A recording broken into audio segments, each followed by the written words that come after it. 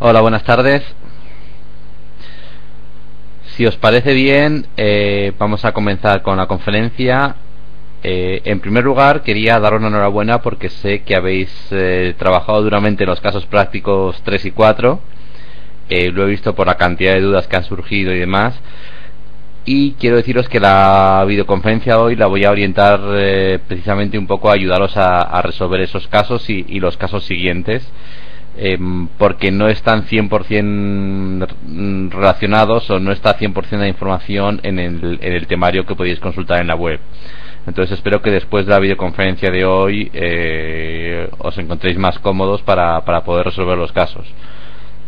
De todas formas, preferimos hacerlo así porque, habiéndolo dado ya vosotros muchas vueltas y habiéndolo estudiado mucho, os habéis encontrado con dificultades, y por las dudas que habéis planteado se ve claramente que no os habéis rendido, sino que habéis decidido ir a por ello y darle vueltas y analizarlo por diferentes perspectivas para encontrar una solución, y eso es muy bueno. Entonces, si os parece bien, vamos a comenzar. Os voy a ir explicando un poco la teoría aplicable a cada caso, y aparte de ello creo que no tendréis problema en resolver los casos prácticos del 4 al 8 que corresponden a estos temas. Entonces os voy a presentar lo que va a ser el índice de la conferencia de hoy. Vamos a hablar de 4 temas: una pequeña introducción explicando la diferencia entre lo que es la contabilidad analítica y lo que es la contabilidad financiera. Luego hablaremos de selección y diseño del producto. Pasaremos luego a hablar de lo que es la logística de compras y finalmente la productividad. Como siempre, al final de cada apartado haré una pequeña pausa para dudas que puedan surgir sobre ese tema. Si alguien me puede contestar, me estáis oyendo supongo, pero simplemente por confirmar. Sí, vale, perfecto, gracias. Bueno, pues vamos a comenzar con las diferencias entre lo que es la contabilidad financiera y la contabilidad analítica. Cuando normalmente se habla de contabilidad financiera, o es la que normalmente se suele decir la contabilidad, es lo que habéis visto hasta ahora de balance, cuenta de pérdidas y ganancias o cuenta de resultados, etcétera. Es una contabilidad que también se puede llamar externa, porque se puede hacer casi, o sea, teniendo un poco de información numérica, pero no hay que estar metido hasta el fondo en la empresa. Es decir, para hacer la contabilidad financiera, para hacer un balance de una empresa que, por ejemplo, fabrique, no sé, maquinillas de afeitar, que es un ejemplo que suelo poner mucho, no es necesario saber cómo se fabrica la maquinilla, ni cómo se inyecta la cuchilla en el soporte de plástico, etcétera, sino simplemente es un tema de números, que por eso lo puede hacer un asesor externo que no sepa lo que es una maquinilla de afeitar. La contabilidad financiera nos permite conocer la situación de una empresa, ver un poco ciertas causas de por qué se genera esa situación, nos puede incluso dar vías de mejora, cómo orientarlo, y nos dice también cómo repartimos los resultados, si va a ir dividendos, y etcétera, o no lo hay, se puede va a reservas o parte y parte. Eso lo hacemos con la contabilidad financiera. Como podéis ver, se puede llamar también contabilidad externa.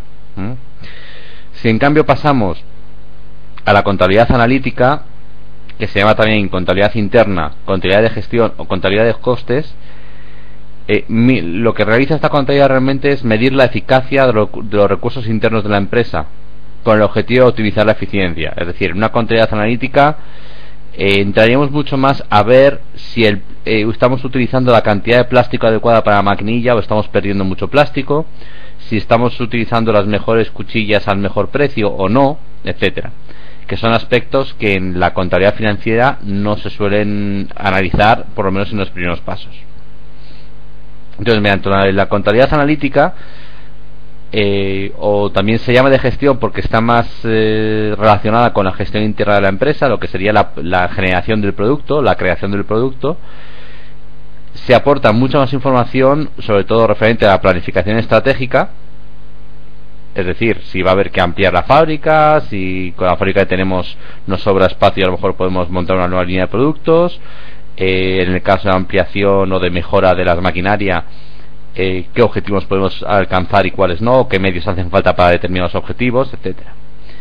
En el control de la gestión, lo que os comentaba, si estamos utilizando demasiado plástico para cada maquinilla o no, estamos utilizando el plástico de forma muy eficiente.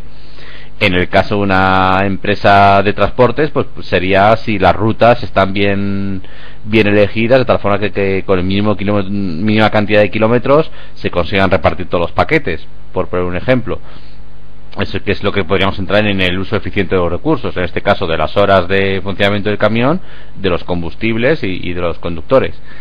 Y luego el control de operaciones nos permite también verificar que tanto las compras como el proceso productivo se realiza de forma eficiente. Como podéis, ya con lo que sabéis de contabilidad financiera, podéis ver que muchas de estas cosas con una contabilidad financiera es muy difícil y en muchos casos imposible llegar a esa información. En cambio, la contabilidad de gestión o de costes o la analítica, que son diferentes formas de llamar a lo mismo, se centran en este tipo de información. Entonces, como objetivos de la contabilidad analítica podemos destacar valorar los activos que se derivan del proceso productivo, es decir, valorar las máquinas de afeitar, qué coste han tenido, ahí está la parte de calcular costes y cuánto pueden valer incluso en mercado, por lo tanto ver si pueden ser rentables, analizar los resultados de esos análisis y en base a toda esa información que ya tenemos puede ayudar a planificar la gestión de la empresa y realizar controles de gestión. Es decir, si las compras están obteniendo el mejor material al precio más bajo posible o no. En muchos casos, y es un ejemplo que ha ocurrido recurrentemente en la historia empresarial, cuando una empresa va muy bien y está ganando mucho dinero, muchas veces desatiende un poco esta parte de controlar la gestión, planificar la gestión y calcular los costes. Porque como ya está ganando suficiente dinero, no intenta minimizar costes. Y en cambio, cuando llegan dificultades económicas y hay que apretarse el cinturón, sí se presta mucho más atención a los costes. Mucha gente lo podemos incluso asimilar al presupuesto del Estado, que cuando han llegado dificultades económicas y no hay dinero para todo, pues se han puesto a recortar costes y a recortar gastos, que antes que quizás no se prestaba tanta atención. Y no voy a entrar en política. Simplemente un ejemplo, incluso en muchas familias que cuando la economía familiar iba muy bien y demás, pues a lo mejor tenían pues un coste de una tarjeta de crédito de una renovación anual de 12 euros y no le prestaban demasiada atención, pero cuando los ingresos han disminuido y están en una situación más apurada, pues se presta más atención a ese tipo de gastos que podemos llamar no necesarios, superfluos, y se intenta recortar.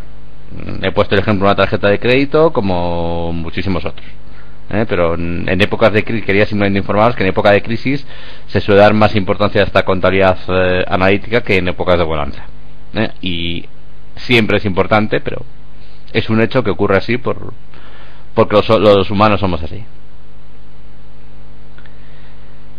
Hasta aquí lo que es esta pequeña introducción que he hecho sobre la contabilidad analítica y financiera. No sé si hay alguna pregunta al respecto.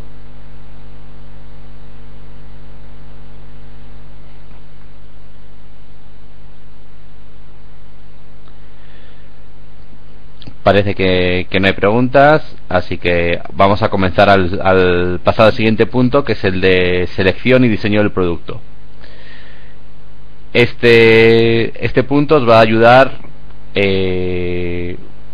un poco al caso Curvesa junto con logística de compras.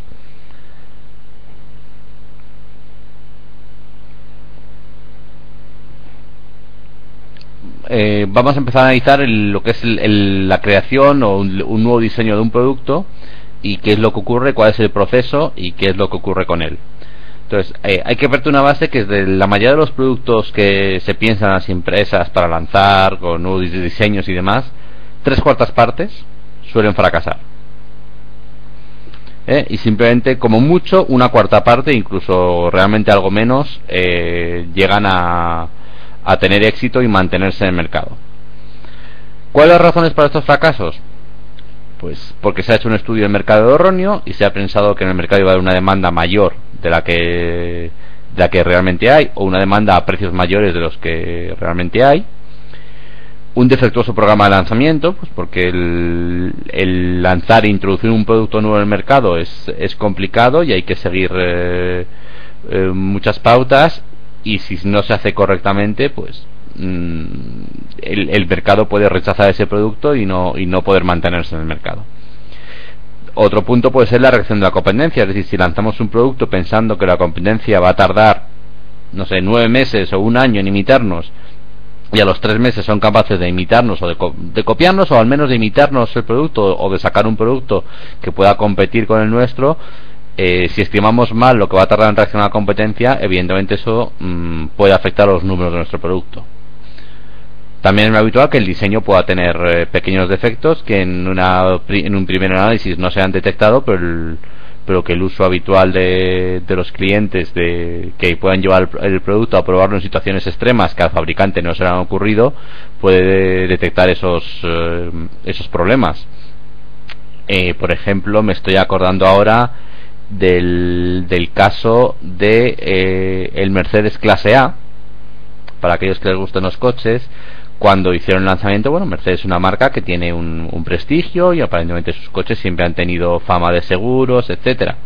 Pues cuando lanzaron el primer clase A, una revista de automóviles creo que era de Suecia, era escandinava desde luego, hizo una prueba, que es una prueba que ellos denominan prueba del reno o prueba del alce, que es ir circulando por una carretera y simular que hay un alce o un reno que se cruza en la carretera y tener que pegar un volantazo para evitarlo.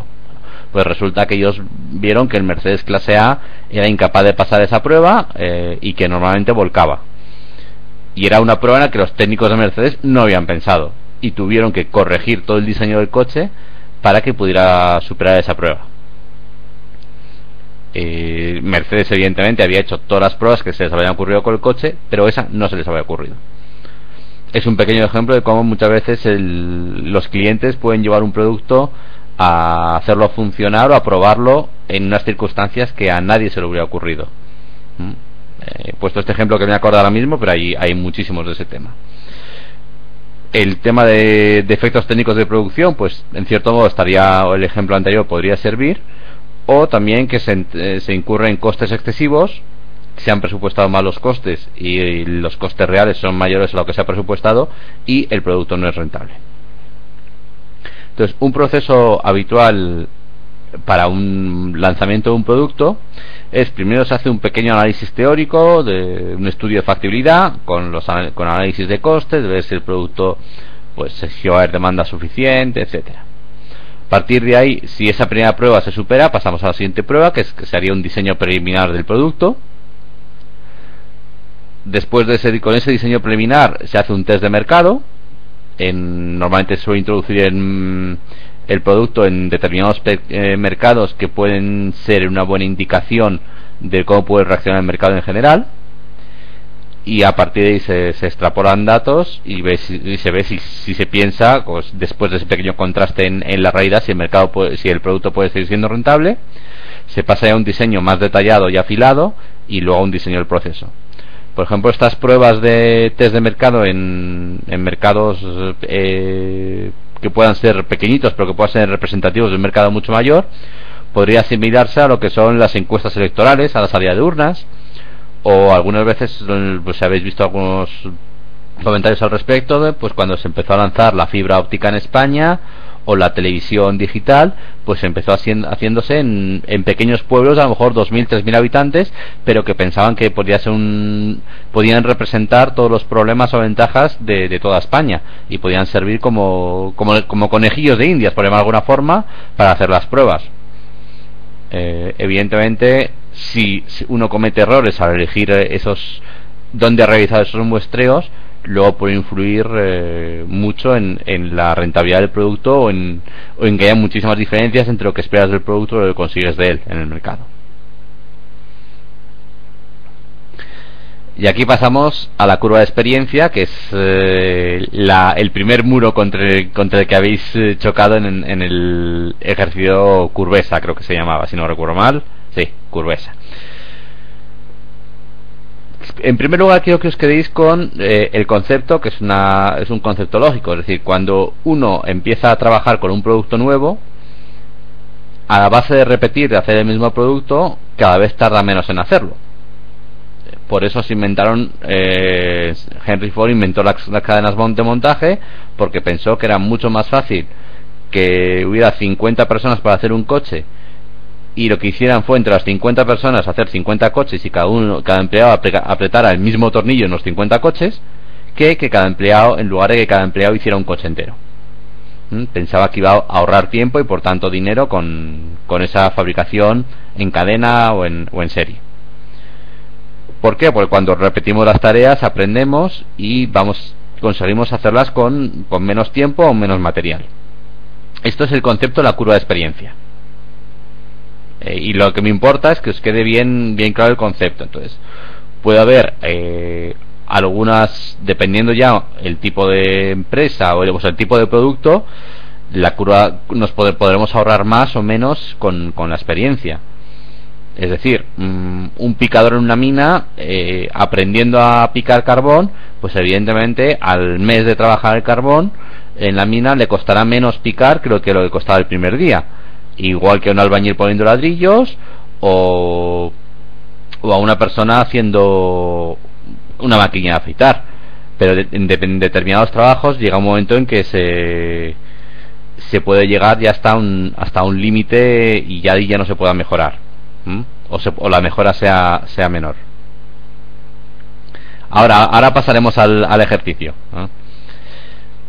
Entonces básicamente lo que indica una curva de experiencia es cuánto se ahorra al duplicarse la producción. Entonces, si una curva de experiencia, como en el ejercicio, tiene una pendiente del 80%, quiere decir que nos ahorramos un 20% al duplicar la producción. Entonces, la fórmula matemática perfecta es esta que viene en la presentación, que es el coste de fabricar la unidad I es igual al coste de fabricar la unidad 1 multiplicado por el número de unidades fabricadas hasta ahora elevado a la pendiente de la curva de experiencia. O sea, I elevado a menos B. No sé si se ve muy claro en la presentación, pero es I elevado a menos B. ¿Qué ocurre? Esto es una curva con una forma matemática relativamente compleja. Entonces, en muchos autores lo que han hecho ha sido, para simplificarla, logaritmos de la curva, y de tal forma te queda logaritmo de y sub I es logaritmo de y sub 1 menos b por logaritmo de i. Me da exactamente igual la que apliquéis. El ejercicio lo puse suficientemente sencillo para que apliquéis esta fórmula directamente y no los logaritmos. No pretendía dar tema de matemáticas, y porque no es el objeto de este curso. Vamos a terminar de lo que es mencionar los ventajas e inconvenientes de la curva de experiencia y luego ya pasamos a comentarios sobre el ejercicio. Inconvenientes de la curva de experiencia. Si aplicamos la fórmula de la curva, podríamos llegar a un coste teórico de 0. En teoría, si aplicamos la teoría pura y dura, sí. O sea, la unidad 1 nos puede salir un precio, la unidad 600.000 puede salir un coste 0. La realidad es que luego hay muchísimos otros límites que imponen la capacidad. Es decir, una fábrica de coches, harás el coche número 1 y el coche número 30.000 y hasta el 100.000 de la serie, que ya es una animalada, pero no vas a hacer el coche 6 millones, porque no tienes capacidad para fabricarlo. Entonces, realmente el coste teórico, a ese nivel de coste teórico no se llega nunca. En la práctica la pendiente no es constante, sino que es una curva, es verdad, pero por eso está el intentar asimilarlo a la recta vía logaritmos. Y la curva de experiencia es, como dirían los matemáticos, ceteris paribus, es decir, estando todo lo demás igual, es decir, utilizando la misma máquina, la misma maquinaria, los mismos tornillos, la misma tecnología. Si evidentemente la fábrica de un coche me cambias una máquina y me pones una máquina que es mucho más eficiente, el aplicar la curva de experiencia ya no tiene sentido, sino que habría que hacer una nueva curva de experiencia desde que se ha empezado a utilizar la nueva tecnología. La curva de experiencia en concepto está muy bien. La matemática es una aproximación a la realidad, porque además en cada fábrica en concreto y en cada producto en concreto tiene su propia curva de experiencia. Entonces esto es una mera, por decirlo así, introducción a lo que es el concepto de curva de experiencia. Conclusiones que podemos sacar aplicables a la mayoría de los casos. el coste del valor añadido del producto se reduce como consecuencia de la experiencia de forma constante cada vez que duplicamos la producción. Es decir, si todas las condiciones son iguales, al duplicarse la producción conseguiremos bajar el coste en un porcentaje constante. Luego, esto también nos ayuda para conclusiones para las empresas, y es que la empresa debe reducir o eliminar las actividades que no añadan valor al producto. Otro ejemplo de fábricas de coches. Muchos sabréis que hay muchas empresas de coches que tienen su propia financiera. Es decir, no sé, se me está ocurriendo, veis muchísimos anuncios en televisión de Ford, por poner un ejemplo, vende su coche tal con financiación al 0%, y quien da la financiación es la propia financiera del fabricante de coches. Entonces, es un negocio accesorio y habría que ver si realmente le aporta valor al producto, al coche. En el caso de los coches, durante muchas épocas le aporta valor al producto, pero esto es lo que llevó a la quiebra a General Motors, que fue prácticamente su financiera, su empresa financiera, la que tenía un agujero enorme y llevó casi a la quiebra a General Motors, que al final tuvieron que medio rescatarla. Pero durante muchas otras épocas, tener esa financiera y no depender de bancos para que los clientes compren los coches, pues es dar un valor añadido al que entra en un concesionario a comprar un coche. Lo cual no quiere decir ni que esté bien ni que esté mal, sino en que cada momento hay que analizarlo.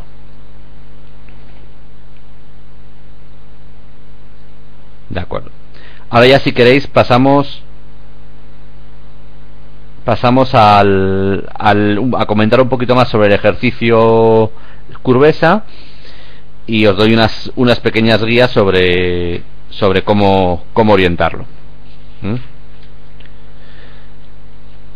Entonces, como supongo que ya todos habéis mirado el ejercicio y lo tenéis bastante en la cabeza, aunque creo que hay alguien que no es de este curso, ya veo algunas voces de desesperación por ahí, os voy a dar una pequeña guía, o un guión de qué podéis hacer para solucionar el ejercicio. En primer lugar, y el pequeño truco, es que consideréis las 1000 unidades como una única unidad. De tal forma que en el segundo... Bueno, como hay alguien que creo que no había visto el enunciado, os voy a comentar que es básicamente una empresa que fabricó 1000 unidades de un producto, con unos costes y demás. Y ahora va a tener un encargo de otras 1000 unidades nuevas, donde hay pequeños ajustes que hacer. Existe una curva de experiencia, la mano de obra sale un poco más cara, las materias primas van a ser un poco más caras, pero vamos a ahorrar dinero con la curva de experiencia. Entonces queremos ver cuál puede ser el coste real que nos van a salir las unidades y a qué precio hay que venderlas para tener un margen del 10%. Entonces, ¿cómo aplicar la curva de experiencia? Lo que tenéis que hacer es, de la fabricación inicial, de la primera fase, de las primeras 1000 unidades, deducir las partidas de coste que no van a intervenir en la nueva fabricación. Es decir, el coste inicial de las primeras 1000 unidades fueron 30.000 unidades. Tendréis que deducir el utillaje, el tratamiento térmico porque no está sometido a aprendizaje, y las materias primas. Bueno, en un segundo punto, que lo comentan este primero, tenéis que deducir las partidas de coste a las que no se les aplicará la experiencia, como os he comentado, el tratamiento térmico, y tampoco las materias primas. Supongo que estáis tomando nota, por eso voy un poquito despacio. Tercer punto: añadir los costes consecuencias de las nuevas circunstancias de trabajo. Es decir, la mano de obra, el coste es mayor y hay unas horas extra. A ver, aquí una pregunta es que creo que no soy de este curso. ¿Es el MBA? Sí. Sí, lo que pasa es que creo que tú venías rebotada por otro lado, por lo que me han comentado esta tarde, y no tienes acceso a estos casos prácticos. Entonces, esta parte de casos prácticos no te va a servir mucho. Perdona que acabo de ver el chat.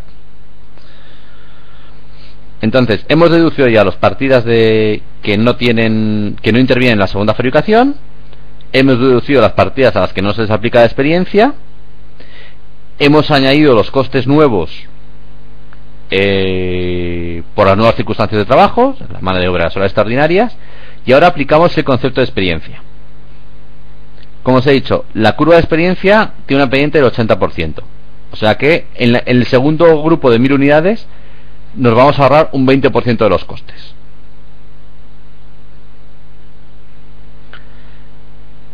Entonces lo que tenéis que hacer es, a los costes que llevéis acumulados hasta este momento, poner una reducción del 20%, porque es lo que se va a ahorrar por experiencia. Y luego le añadís las partidas de coste a las que no se les aplica la experiencia. Le añadís las materias primas y el tratamiento térmico. Y así obtendréis un coste unitario del segundo lote. Y si queréis que el beneficio sea un 10% del precio de venta, pues hacéis ya el cálculo matemático para ver cuál tiene que ser el precio de venta.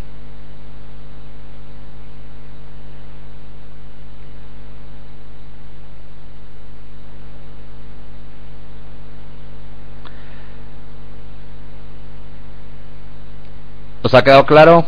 ¿Queréis que lo repita? Que repita los puntos si hay que seguir.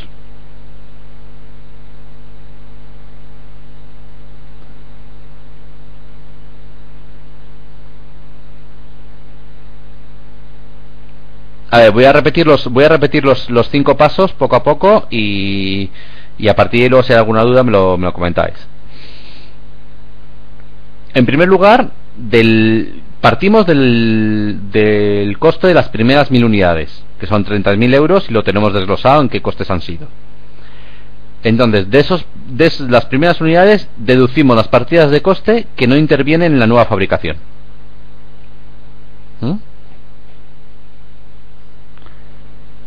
No va a intervenir ni el utillaje ni las materias primas, porque nos dan otro importe de materias primas. Deducimos también las partidas de coste a las que no se les aplica la experiencia, como es el tratamiento térmico. Vale.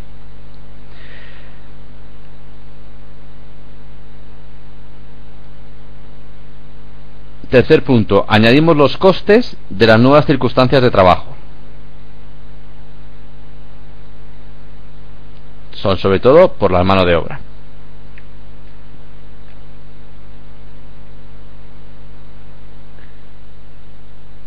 En el punto número 4,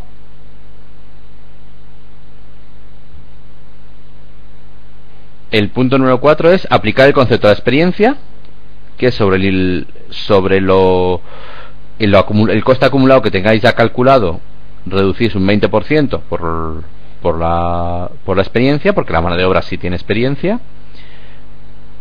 y luego añadir las partidas de coste a las que no se aplica la experiencia, que son las materias primas y el tratamiento térmico. Y así obtenéis un coste de cuánto os cuesta producir cada unidad del segundo lote. Y ya simplemente añadirle el margen que menciona anunciado, con cuidado. Hay, no es lo mismo subir un precio un 10% que el margen sea un 10% del precio de venta, y obtenéis el precio de venta. Luego el coste de utillaje creo que es el mismo para todas. Dejadme un segundo, es que no me sé un enunciado de memoria. El coste de utillaje para las 1000 unidades es igual, ¿cierto? Sí, creo que sí. Luego, quitas utillaje y quitas materias primas. Sí, es correcto.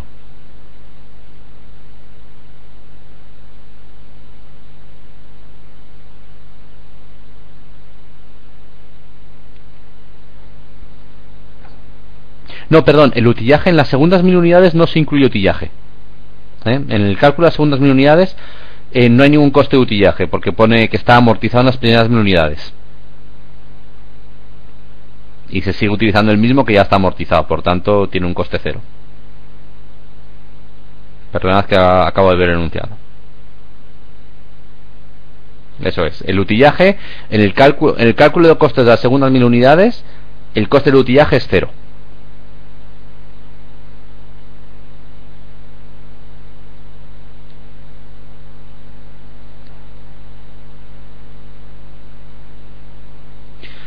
A ver, si quitas materias primas, manos de obra y otros, me quedan fijos y sobre eso va curva de aprendizaje. A ver, la curva de aprendizaje va sobre todo aquello que es susceptible de utilizarse mejor. Entonces, en este ejemplo, dejadme coger el enunciado adelante, se os dice, las materias primas inicialmente eran 6.500 euros en el primer lote y en el segundo dicen que os llevará 7.000 euros. Por lo tanto, esa parte no está sometido a experiencia. El tratamiento térmico no está sometido a experiencia. Y luego os dice que el coste de la mano de obra va a aumentar en lo que es el salario, porque suben los salarios y porque hay horas extras. Pero sí se aplica la experiencia a la mano de obra, porque probablemente va a necesitar menos horas para hacer el trabajo.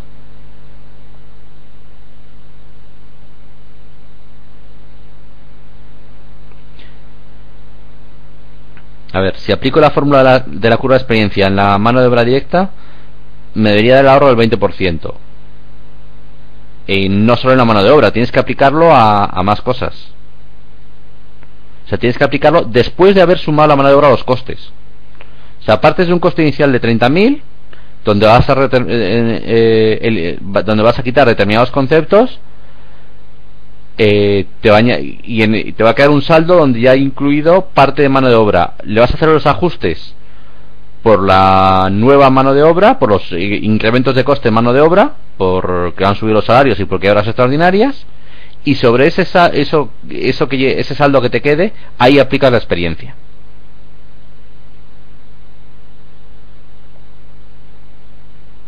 Y luego le sumas el resto de costes que no llevan experiencia, que son las materias primas, el utillaje y no sé si hay algo más. No, perdón, las materias primas y el tratamiento térmico, que utillaje no había coste en las segundas unidades.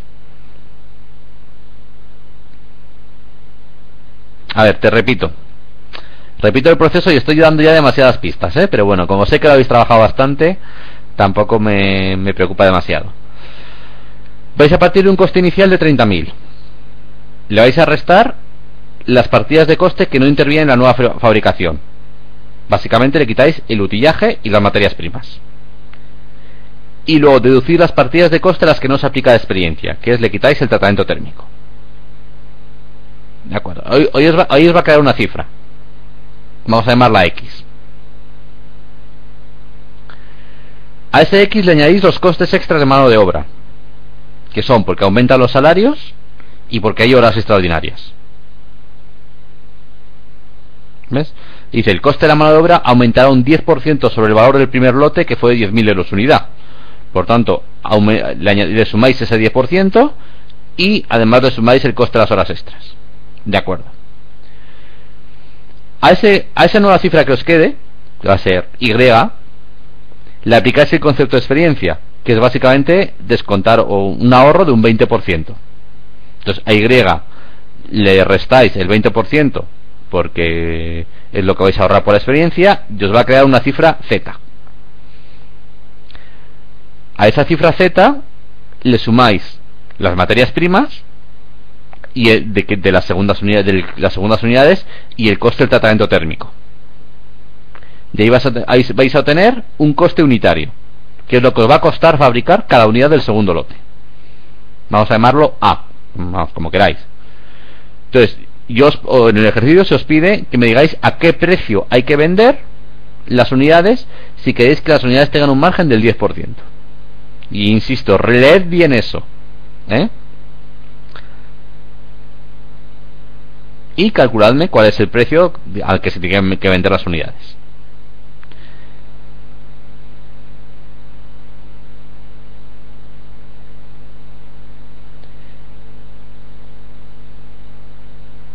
Eso es.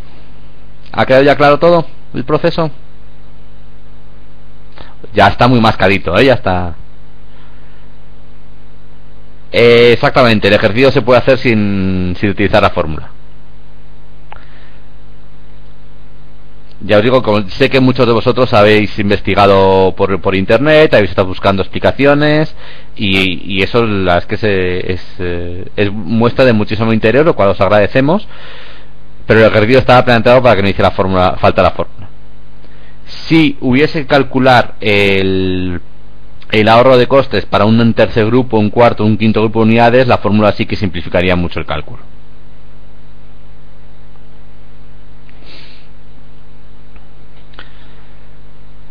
Creo que ya ha quedado bastante claro este caso, así que si os parece bien pasamos al siguiente.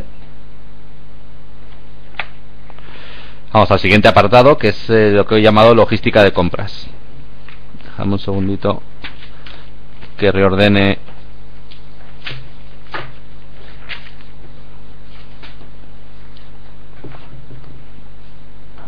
mis apuntes. Entonces, en logística de compras o dirección de compras, etcétera, o aprovisionamiento, cada día hay nombres más bonitos para decir lo mismo. Lo que intentamos gestionar que las compras nos hagan lo más barato posible. Obtener lo que compramos a lo mejor va al precio más barato y en las mejores condiciones.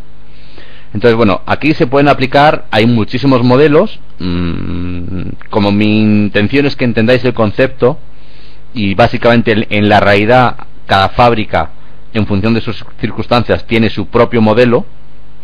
Lo que vamos a trabajar es sobre el modelo más simple, que es el modelo de Wilson, porque quiero utilizarlo como ejemplo para que entendáis el concepto. Con este punto vamos a ayudar a solucionar el caso Milinko, que es el caso 5. Entonces vamos a suponer un ejemplo, que es lo que se llama el modelo simple, en el cual una fábrica tiene que ir comprando bloques de materias primas para realizar sus productos, y vamos a ver de qué tamaño tiene que hacer cada pedido. Una de las restricciones es que todos los pedidos tienen que tener las mismas unidades. Es decir, en todos los pedidos tiene que pedir 1000, 2000 o 3000 unidades. No puede hacer un pedido de 1000, luego otro de 2000, luego otro de 1500. No. Siempre tienen que ser el mismo número de unidades. Entonces vamos a ver cuál es el número de unidades que tiene que haber en el pedido, y por tanto cuántos pedidos, para que nos salga lo más barato posible. Es decir, la empresa sabe que va a consumir en el año, por poner un ejemplo, 10.000 kilos de acero, y hay que ver si tiene que hacer un único pedido de 10.000, 5 pedidos de 2.000, 10 pedidos de 1.000 y demás. Eso es un ejemplo sencillo de lo que vamos a intentar ver con este modelo. Entonces, lo que se llama lote económico de pedido, que ha habido alguien que no le había quedado muy claro lo que podía ser y demás, ahora lo veremos, es el número de unidades que van a formar cada pedido. Si la empresa va a hacer 10 pedidos, pues va a ser, el lote económico de pedido va a ser 1000 unidades. Entonces, vamos a tener un ejemplo, ya os digo, es un modelo simple, es un ejemplo sencillo, que es al realizar los pedidos de una empresa, vamos a suponer durante todo un año, lo que llamo aquí CT, que es el coste total de pedido, son 3 partes: lo que es el coste de adquisición, que es lo que cuesta la materia; el coste de emisión, si es en cada pedido, normalmente son costes que hay en cada pedido por la gestión del pedido, por el transporte, etcétera. Imaginaos una empresa te dice: no, yo te cobro cada unidad a 1000 euros, pero cada pedido que me hagas te cobro por gastos de gestión de pedido 200 euros. Entonces tú verás si en cada pedido tienes que hacer 1 o 1000 unidades. Y luego el coste de almacenar las materias primas. Lo que tú compres, si compras todo el día 1 de enero, parte vas a utilizar el 1 de enero, pero parte el 30 de diciembre lo vas a utilizar, con lo cual has tenido almacenado un año entero. Entonces hay un coste de almacenamiento. Entonces, básicamente el pedido tiene 3 costes. El comprar materias primas tiene 3 costes: pagar la materia prima, pagar los costes de emisión de pedido, transporte, etcétera, y el coste de almacenarla en tu empresa hasta que la utilices. Es el concepto de este modelo, que es el más sencillo. Como podéis suponer, en la realidad estos modelos se hacen muchísimo más complejos y cada empresa los adapta a sus necesidades, pero esta es la idea básica. Entonces, olvidaos de lo por ahora, lo de minimizar. Entonces, el coste total de pedido es el coste de adquisición de cada pedido por su demanda, por el número de pedidos, Perdón, el coste de adquisición de cada unidad de materia prima por el número de unidades que hacen falta en el año. Luego, el coste de emisión de cada pedido por el número de pedidos, que es el número de pedidos, la demanda total del año dividido por Q, que es la unidad, el número de unidades de cada pedido. Creo que está en la siguiente página, que no cabía aquí. ¿Veis? Q por unidades de pedido. Y tercera parte, vamos a ver los costes de almacén. ¿Cuál es el coste de almacén?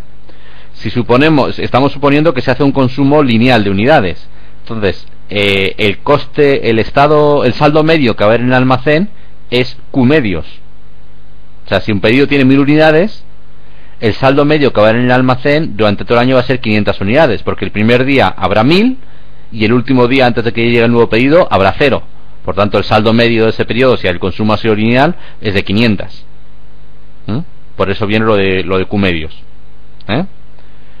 CP es el coste de lo que llamamos coste de posesión de la unidad por unidad de tiempo, que es el coste de almacenar una unidad por unidad de tiempo. Y TG es el periodo de gestión, es el periodo entre pedido y pedido. Y aquí vemos un pequeño desglose perdona que he saltado de lado a lado, del coste de almacenamiento, que es el coste de almacenamiento de una unidad, más que es el coste directo, por decirlo así, o explícito, más el coste de oportunidad.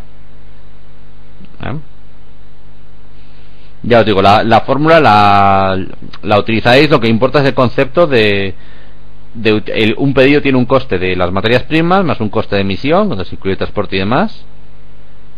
Sí faltan los paréntesis. Digamos que la capacidad que tenía de utilizar, aquí me faltan los paréntesis.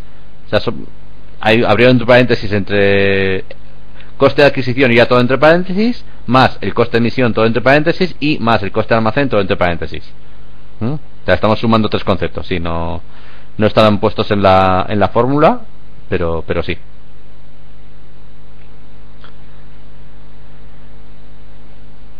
De acuerdo, entonces lo que os decía, lo que me interesa es, la fórmula la tenéis ahí, es la fórmula que hay que utilizar en el ejercicio,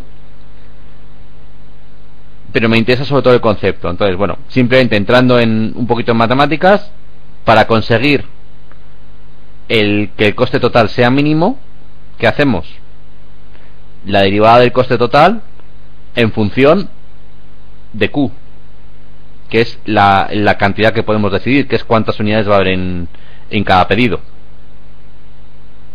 Entonces, bueno, si aplicamos la fórmula, hacemos la derivada y demás, la fórmula, llegamos a la fórmula de Wilson, que es la que nos da el lote económico de pedido, donde llegamos a la conclusión de que Q es igual a la raíz cuadrada de 2 coste de emisión de pedido multiplicado por la demanda dividido por CP por TG, que también falta en paréntesis. Esta es, por decirlo así, la fórmula básica, y es la fórmula que utilizaréis en el ejercicio que se os ha puesto. Lo que os comentaba, lo que interesa es que cojáis el concepto y que sepáis que esta es una fórmula básica. Luego hay muchísimos modelos donde puede existir producción y demanda simultáneas, con lo cual en almacenamiento, donde puede haber ruptura de almacén, es decir, donde te quedes en un almacén con saldo negativo, se puede hacer, donde puedes incluir restricciones porque tú tienes una capacidad de almacenamiento limitada, entonces no puedes comprarte las unidades que quieras, o donde el periodo entre pedido y pedido tenga que haber un periodo fijo de tiempo. Se pueden hacer muchísimos modelos en función de las circunstancias de cada empresa. Por ejemplo, es típico una empresa que se dedique a un mayorista de naranjas. A ver, él solo puede comprar naranjas de temporada a temporada. Puede querer comprar naranjas al agricultor en junio, pero no sé dónde las va a sacar.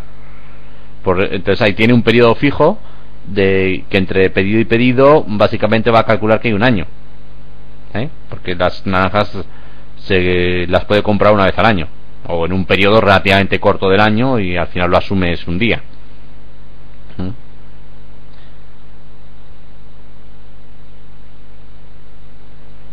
Es lo que os comentaba, que no había pasado la página de otros posibles modelos. que os he dado así ejemplos virtuales. Simplemente quedaos con la idea de que hay muchísimos más modelos y que al final cada empresa, cada fábrica hace un modelo adecuado a sus necesidades. Y a ver si hay más preguntas al respecto antes de que pasemos al tema de la productividad.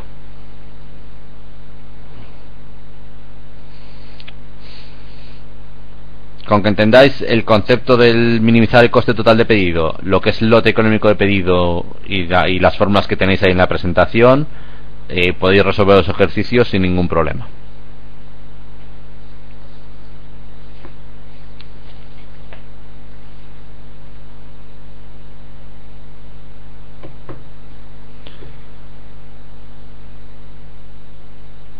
A ver, no entendiste la diferencia entre la fórmula de raíz cuadrada y la de minimizar. A ver, partimos, quita minimizar, o sea, tapamos minimizar y tenemos la fórmula del cálculo de los costes totales de comprar materias primas, ¿no? Lo que nos interesa es minimizar el coste de las materias primas. Para minimizar esta fórmula, calculamos su derivada respecto a Q, respecto al número de unidades que hay en cada pedido. Si hacemos la derivada y despejamos Q, llegamos a esta fórmula.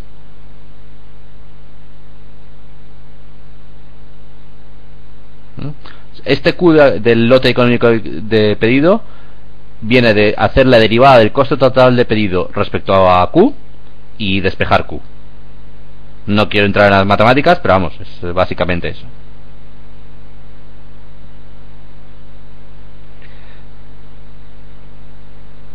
A ver, hay que aplicar las dos fórmulas. A ver, una es para calcular cuánto te va a costar la materia prima y la otra es para calcular cuál es la cantidad de unidades en cada pedido para que ese coste sea mínimo. No me acuerdo exactamente el enunciado del pedido, del enunciado, sé que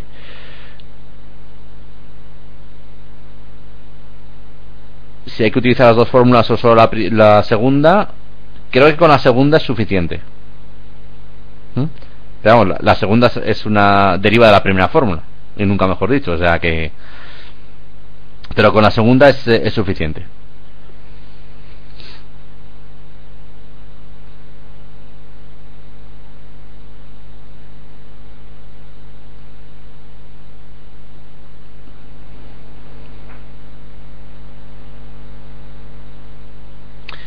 Los paréntesis van el paréntesis va delante de CP y después de TG. O sea, es una raíz cuadrada de una división que el numerador es 2 por C por D y el denominador es CP por TG.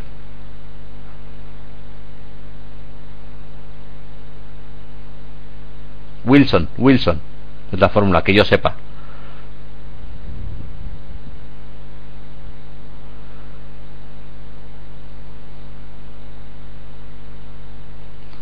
Sí, pero con una L que tienes aquí puesto.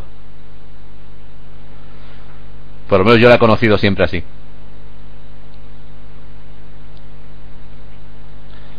¿Más preguntas? Vale, pues entonces si queréis pasamos a la productividad, que ya es el último apartado que vemos hoy.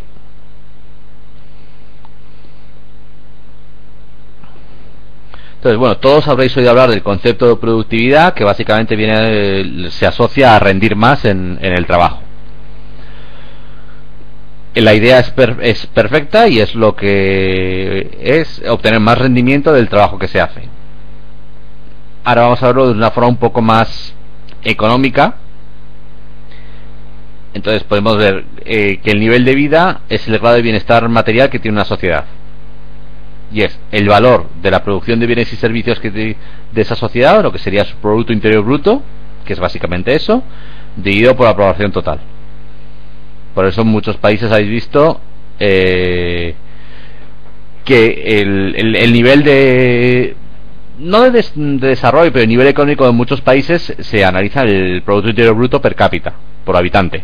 De hecho, pues, recuerdo incluso cuando en el colegio pues solía estudiar así para ver si un país era un país desarrollado, subdesarrollado o en vías de desarrollo. Entonces, ahora ya que conocemos, aquí digo, estos son quebrados también que se multiplican entre sí, perdonad que no esté perfecto hecho, pero era lo que tenía a mano para poder hacer la presentación. Entonces, si al nivel de vida es que es un quebrado, una división, multiplicamos y dividimos por horas empleadas y por población activa, llegamos a estas tres divisiones que se multiplican entre sí para llegar a lo mismo, y vemos que la primera división es el valor de la producción dividido por horas empleadas. Es una definición, una fórmula matemática de la productividad. Esto a nivel país, por decirlo de alguna forma. Si lo pasamos a mirar ya a nivel de empresa, pues en lugar de las horas empleadas va a ser la plantilla de la empresa. Entonces, es decir, una aproximación a la productividad es la producción total que hace la empresa, en este caso el PIB, dividido por la plantilla total de esa empresa, media, porque durante el año puede haber entradas y salidas de personal, pero entonces la plantilla media que ha tenido durante el año. Eso sería una aproximación de la productividad dentro de una empresa. Entonces, si este mismo quebrado, que es producción dividido entre plantilla media total, lo multiplicamos y dividimos por número de unidades, mano de obra directa a control, mano de obra directa presencial, mano de obra directa posibles horas presenciales y plantilla de mano de obra directa, vamos a llegar a una multiplicación de 6 conceptos diferentes, que cada uno tiene su importancia. Entonces vamos a ir poco a poco. Simplemente vamos a partir de que tenemos producción y plantilla media total, y luego el numerador y denominador está multiplicado y dividido por lo mismo. Con lo cual está claro que esta última línea de 6 divisiones es igual a la anterior. Hasta ahí está claro, ¿no? Entonces aquí he puesto numeritos y vamos a ver qué es cada fórmula. El número 1 es la producción partido por el número de unidades. Por tanto, es el precio medio al que se han vendido. No, si es coste de producción, el precio medio que ha costado producir. Si en producción se incluye el precio de venta, pues el precio al que se ha vendido. Normalmente se suele hacer vía coste, o sea, el coste de producción más que precio de venta. Entonces sería el coste de producción de cada unidad. Luego, número de unidades partido por mano de obra directa a control. A ver, mano de obra directa a control es se considera el tiempo, las horas que las personas de la empresa han estado trabajando realmente en el producto, y que han estado trabajando porque la empresa había puesto a su disposición el material, la energía y demás. Es decir, si tú estás trabajando en una empresa pero se va la luz durante media hora, esa media hora no estarías trabajando a control, porque no estarías trabajando en condiciones de poder generar producto, aunque tú estés en tu puesto de trabajo y demás. No podrías trabajar a esa media hora. Entonces esa media hora no sería mano de obra directa a control. Y esto es un índice de actividad. Entonces, mano de obra directa a control se considera que está trabajando así cuando la empresa ha sido capaz, cuando los empleados están en una situación de que tienen toda la información y todos los materiales y todas las circunstancias favorables para realizar un trabajo. Es decir, si tú estás en una empresa a fabricar coches y de repente dicen te vamos a dar un curso de 15 días porque va a llegar un coche nuevo que tienes que aprender cómo conducir, esos 15 días evidentemente no estarías trabajando a control. Es un nombre un poco raro, pero representa que realmente es que estés trabajando en lo que tienes que trabajar y no en cosas accesorias o preparatorias. Luego el tercer punto es el indicador 2 es un indicador de actividad. ¿De cuán activo estás? Tercer quebrado, con tercera división, mano de obra directa a control dividida entre mano de obra directa presencial. Es decir, ¿qué porcentaje de todas las horas que estoy presentes en la empresa estoy consiguiendo trabajar rindiendo? Entonces, esto es una medida de la eficacia de la organización. Si este quebrado se aproxima mucho a 1, significa que, oye, todo el tiempo que estoy en la empresa estoy produciendo.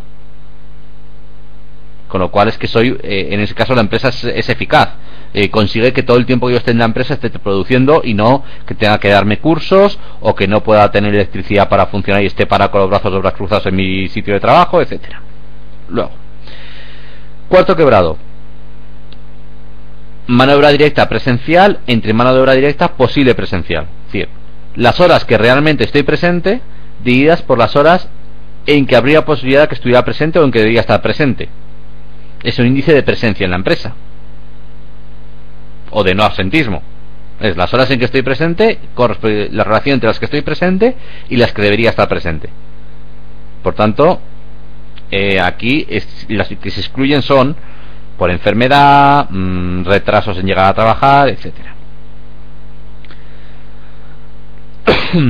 Siguiente quebrado: mano de obra directa posible presencial dividido por plantilla de mano de obra directa. Estas son las horas de calendario de trabajo que tiene cada persona, las horas totales de trabajo entre la plantilla. Entonces, horas de trabajo por cada persona. Y el sexto es plantilla de mano de obra directa, o sea, la plantilla que está directamente en la producción con respecto a la plantilla media total. Es decir, si una empresa tiene 100 empleados, si hay 90 que están apretando tornillos del coche, o hay 30 que están apretando tornillos y 70 que están en las oficinas o en departamentos anexos que no están realmente produciendo coches. Entonces esto lo que te da es una idea de la ligereza de la estructura.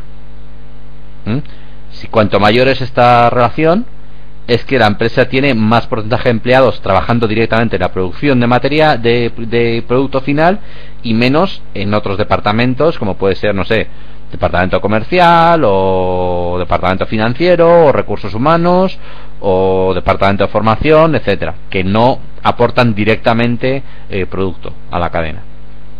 Por eso indica si la estructura de la empresa es muy ligera o es muy pesada, porque hay muchos departamentos auxiliares que no aportan rendimiento directamente, ¿no?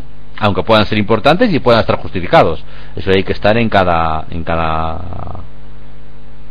negocio, a ver el caso en concreto, hasta dónde se puede llegar a agilizar o a aligerar una estructura.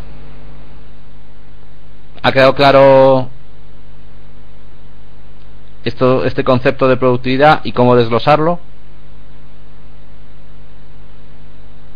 Vale, pues pasamos a la siguiente presentación. Bueno, esto es simplemente cada quebrado se multiplica, sí. Hemos partido de este primer quebrado, que es producción entre plantilla media total, y lo que he hecho es multiplicar y dividir por los mismos conceptos, y estos 6 quebrados se multiplican entre sí.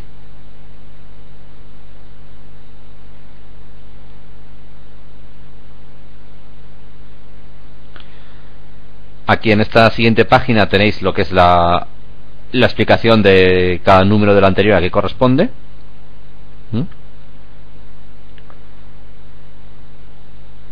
Y aquí al final tenéis otros índices de productividad que vais a utilizar en los casos carne, soas y caminante, que son quizás casos más sencillitos que el 4 y el 5 que os habéis peleado contra ellos ahora. Entonces, bueno, lo que decía, índice de presencia, horas de presencia de mano de obra entre horas posibles de presencia de mano de obra. Índice de actividad es horas reales que se está trabajando entre las horas normales de actividad.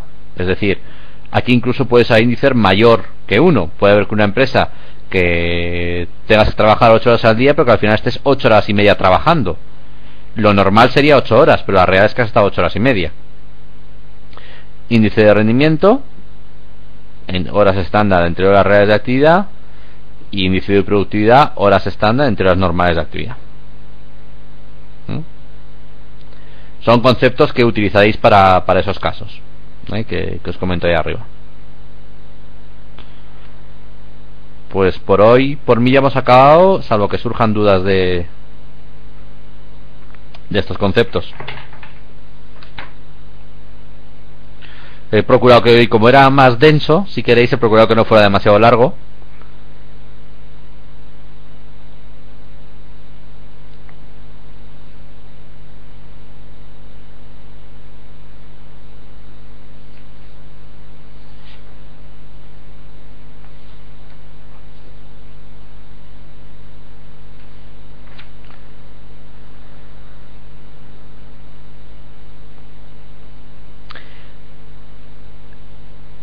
entre horas estándar y normales. Las diferencias entre horas estándar y normales. Las horas normales son las horas de presencia reales que estás en la empresa, en tu puesto de trabajo, pero las que no tienes por qué estar 100% trabajando. Es decir, tú puedes estar sentado en tu mesa pero estar tomando un café y no estás en el tiempo de descanso.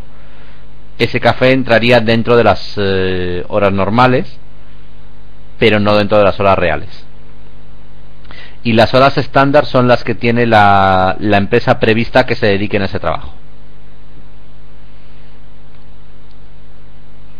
Es decir, horas estándar, la empresa puede decir: yo creo que en fabricar esta maquinilla de afeitar se va a tardar 35 minutos. Luego tú puedes estar, al final se puede ver que has tardado 45, pero que realmente has estado trabajando en la maquinilla 30 minutos. Esa sería la diferencia entre horas estándar, horas normales y horas reales. De todas formas, en los enunciados suelen venir bastante clarito a qué corresponde cada concepto.